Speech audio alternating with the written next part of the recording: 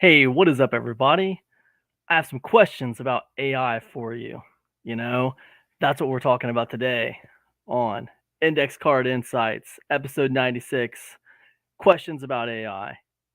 Um, you know, how do I begin this? I'm late getting this episode out, and I wanted to get this episode out, a couple hours ago for you guys, but I knew I was talking about this subject, and it's really hard for me to fit this particular subject into a little 10-minute video. There's so much that I could talk about, but I want to really streamline this down.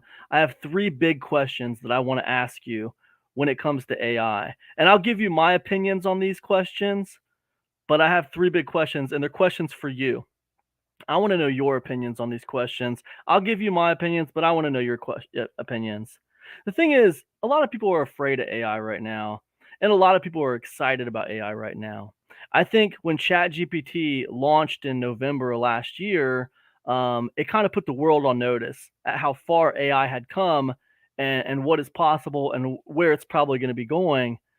AI is on this kind of parabolic. It's going parabolic right now. The technology of AI is advancing at a very fast clip, right? And with these parabolic these technologies go parabolic, right? You don't quite know when it's going to taper off. We know that eventually it'll taper off, and the advancements won't be coming so fast and frequent. But it hasn't happened yet for AI. Right now, AI is in the middle of this big parabolic kind of curve of technology, and it's scaring some people, and it's exciting some other people.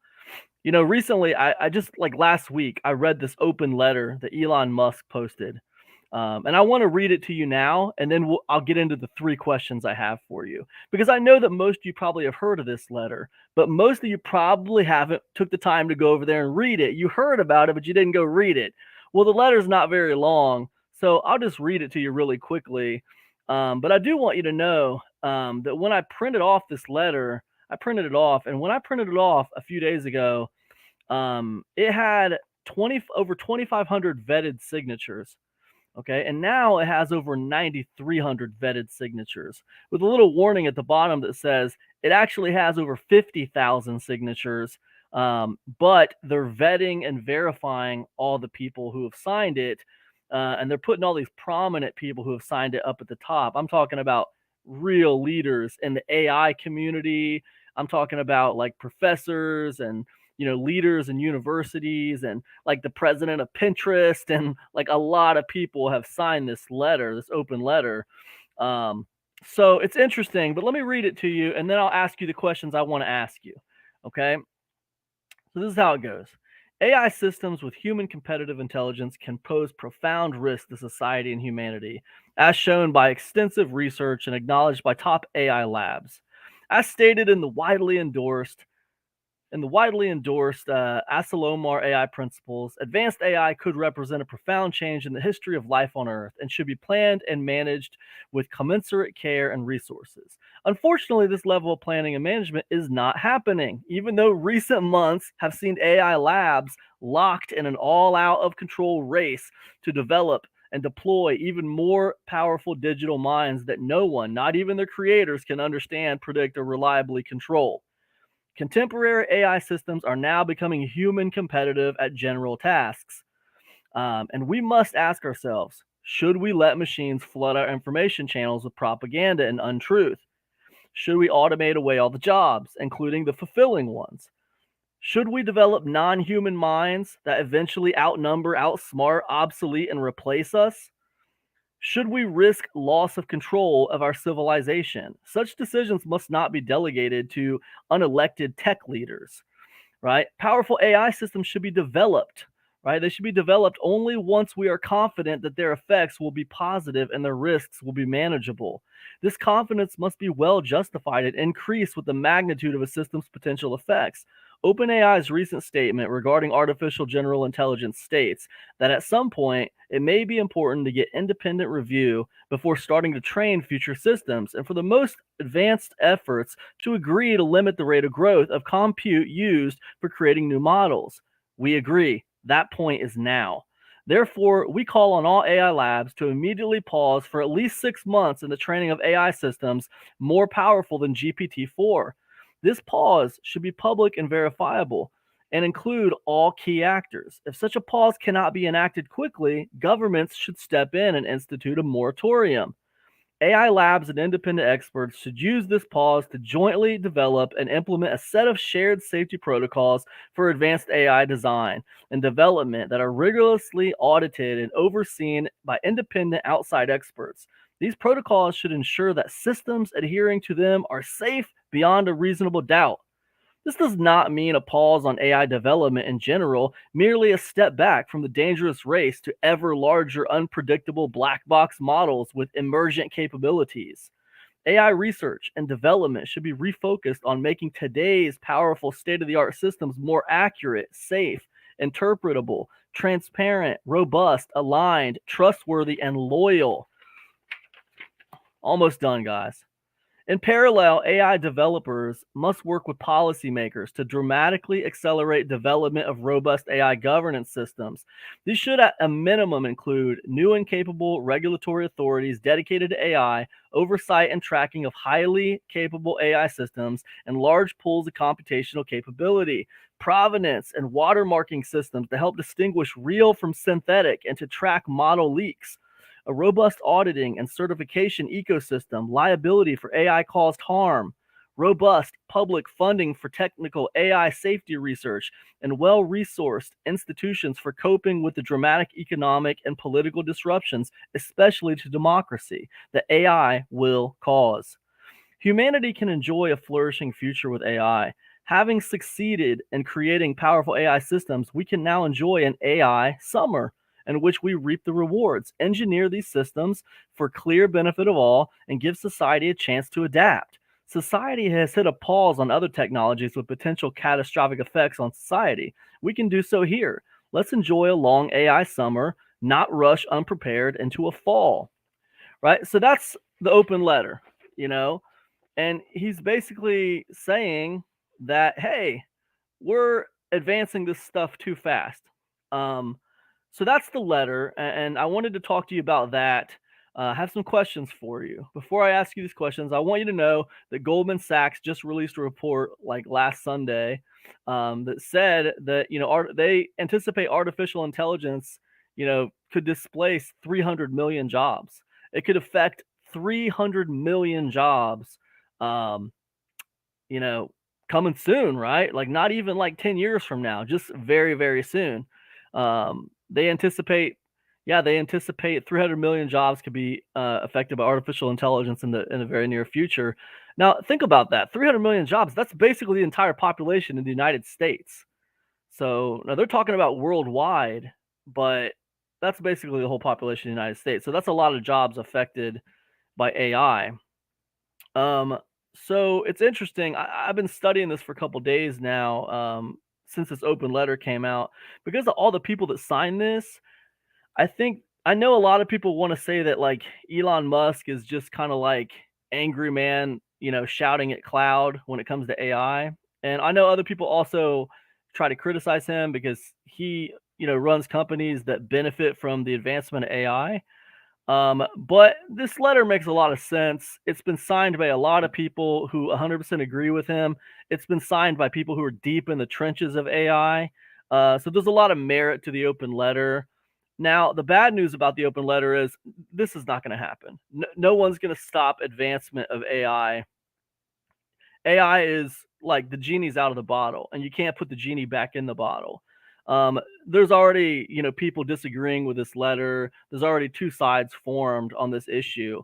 Um, no one's going to stop, right? Even if the United States stopped with AI development for 6 months, all these other countries wouldn't stop. Even if the entire world stopped with AI development for 6 months, there would be some underground organization who continued to work full speed ahead, and it would probably be funded by a country. So this won't happen. What's talked about in this letter, it sounds very smart and it sounds completely reasonable and the best way to go, but it won't happen because of ambition and because of fear, right? Fear of falling behind and ambition will keep anything in this letter from happening. So I've been studying this quite a bit over the last couple years, ever since I started seeing the writing on the wall with some of this stuff, because it definitely affects my business. But my question for you, and I'm going to get into my three questions for you now. I see that I'm going over my 10-minute timer, but that's okay. This one will go a little bit longer today. So my question for you, all right? Question one: universal universal basic income. Universal basic income. Big Gill Baller in the house. What's up, my friend? So it's been said that as AI starts displacing all these jobs, I've literally heard reports of AI replacing up to 80% of the job market within the next 10 years. I mean, it's nuts. It keeps on going up. But like when it comes to the job market being replaced and it comes to a lot of people not having work to do and it comes to AI doing everything, they're talking about implementing like a universal basic income. Like, and I want to know what you think about that. What do you think about everybody just getting a universal basic income and nobody having to work because AI does all the work and nobody has jobs? They just have a universal basic income. What do you think about that? What's your opinion on that? Because my opinion on that is that sucks. That's my opinion on it. Like, I guess maybe that's because I'm an entrepreneur. I don't know. I want the ability to start businesses. I want the ability to make money. I want the ability to have hope that I can make even more money or that I can start a brand new business or I could, just do things that achieve success. I don't want to just, get a universal basic income and AI does everything. That's not something I'm interested in. And I wonder how many of you out there feel the same way. Um, yeah, you'll have to let me know what you think. And also, if there's a universal basic income, because AI does everything between AI and robotics, well, then who decides what that universal basic income is? Are there like everyone just gets a certain amount of money every week or what? How does the universal basic income work? It sounds like a nightmare to me, man. It sounds like a nightmare future. I don't want a universal basic income. I want the ability to get out there and do things. Like, so, I don't really like it, but I'm interested in what you guys think. Universal basic income. AI taking over all the jobs and they want to introduce a universal basic income. What's your opinion on that? Let me know. I'd love to hear your thoughts on it. I know some people think it sounds great and they're excited about it. They just want to hang out and eat pizza and play like Call of Duty all day and stuff. And they don't care about not having to do any work or anything. And I can respect that viewpoint. I just don't share it. I don't think that's cool. The other thing I'd say about that is when it comes to universal basic income is I think that um, there's something to be said for people just like maybe they're unhappy with their job, but they don't just want to not have a job. They want a job that they can be fulfilled in. They want a job that they enjoy, right? That's different than just not wanting to work all day. So like there's two different things happening. I don't think there's going to be a lot of people who are that interested in just sitting around not working and just collecting a universal basic income every week or every 2 weeks or whatever they want to do. I think a lot of people won't be interested in that actually. I bet in fact that communities will start forming that are non-tech communities, non-AI communities, pockets of communities that don't want anything to do with AI. I bet you that's going to start happening. Who knows? I mean, I'm just kind of predicting here, but I seriously doubt that I'm the only one who thinks that a universal basic income is a bad idea, right? But anyways, question number two. Question number two is this: decisions being made for you. This whole thing with AI, and artificial intelligence and all this stuff, and artificial intelligence replacing all the jobs, and everyone's going to have to get universal basic incomes and stuff like that. Like, what do you think about that? What do you think about like just these tech companies? You got a couple of big tech companies somewhere out in wherever, and they decide that they're gonna, produce these artificial intelligences that basically take all the jobs and basically change everyone's life as we know it. Um, what's your opinion about that, man? These decisions are being made for you. You don't get a vote in it. You didn't get a vote on that. You didn't get a vote on what's the best way to, use this technology. What's the best way to use AI, just, a few people just sat in a room and invented it, and it's like just like changing the world, and it's gonna like affect everybody now. And you could argue, well, hey, that's happened in the past. Look at cars, look at electricity. What do you think all the candle makers did when electricity happened? What do you think all the blacksmiths did when they invented the automobile? You could say that, and I get it. But I think this is a little bit different. I think it's different because this doesn't just affect one little market. This affects all the markets. So I think it's different. It's an unprecedented difference than anything that's happened in the past. So to try to compare it to something that's happened in the past is, it's not a good comparison. So that's, again, I'll ask you. And the funny thing is, I'm reading that open letter to you, and Elon Musk brings that up in his letter. This shouldn't be left to some tech companies, right? They weren't elected. The tech companies were not elected. Nobody elected those people to lead us. But they're doing things that are making decisions. They're making decisions and stuff that are going to affect you. They're making decisions that are going to affect everybody. So my question is, what do you think about that? These decisions being made for you. Are you okay with it? Do you think it's cool? Is it just normal advancement? Like, hey, that's tech. That's just normal advancement. That's how the world goes, man. You just got to adapt to it and move on. What do you think about it? Are you excited about it, or are you scared of it? Are you worried about it? Are you dreading it? Do you wish it would have never happened? I'm interested. What do you guys think? Personally, I don't like it very much, but I'm an entrepreneur. We adapt every day. We just are conditioned to adapt. Doesn't mean I like it. I don't really care for it at all, actually. But I think the world was better without it, to be honest with you, in my opinion. And I say that knowing very well that the AI could help in a lot of ways, a lot of advancements we could have with AI, and I get that. But I still stand to this idea that I think that the world is probably better without it. But my next question for you, my third question, my last question tonight is this: do you think all this is overblown? When I say that, I mean, do you think that um, the idea that AI is so powerful, and the idea that AI is going to change the world so much, do you think that's overblown? Do you think that AI changing the world is still a long way off, and it's probably not something we're going to have to worry about like in the next 4, 5, 10 years? It's probably a lot farther off than what they're saying, and it's all kind of overblown. Is that what you're thinking? I want to know what you think. I'll tell you, for me personally, I don't really think it's overblown. I think the AI has been coming on pretty strong for a little while, but I think when ChatGPT came out, it kind of made most of us common folk realize. It kind of put everybody on notice. It kind of made people realize, oh, that's what's happening with AI. Oh, wow. It kind of woke everybody up. So it kind of put everybody on notice. So I don't really think it's overblown. I definitely think it's something that's going to happen. When you got Goldman Sachs putting out reports that 300 million jobs are going to be displaced, I mean, that's no game. I mean, they're being real with you on that.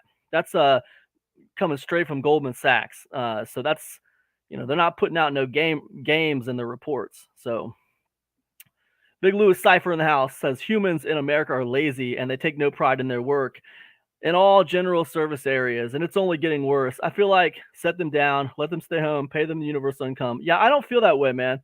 I don't really feel that way. Not all humans in America are lazy. I mean, I respect your opinion, but at the same time, I'm a human in America. I'm not lazy.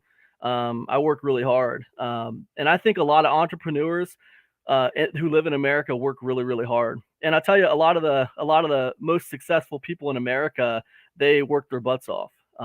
Lots of people work really, really hard, not just in America, Lewis, but like all over the planet, people work really, really hard. I don't think people generally want to just be sat down and collect money. I think that generally humans want a purpose in life. They want they might not be happy with their jobs. Okay, they might not enjoy what they do all the time, but I think that their wish is to have a job that they do enjoy, that they do wish to do, not necessarily just not have a job. I don't think anyone is that happy just sitting around being a waste of space. I don't think that makes anybody happy, to be honest with you.